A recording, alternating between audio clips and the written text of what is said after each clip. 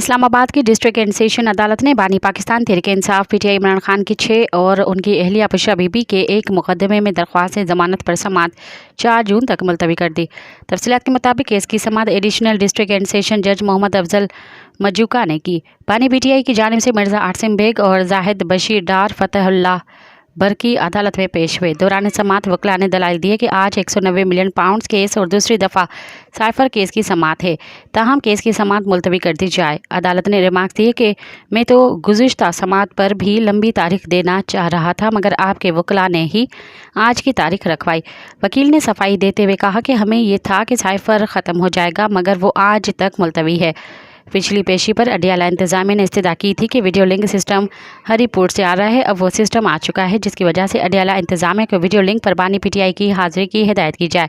बाद अदालत ने केस की समाअत 4 जून तक मुलतवी कर दी। मज़ीद ख़बरनि ऐं तफ़सीलात लाइ विज़िट कयो असांजी वेबसाइट www.awamiNewsHD.com ऐं ॾिसंदा रहो अवामी न्यूज़ HD।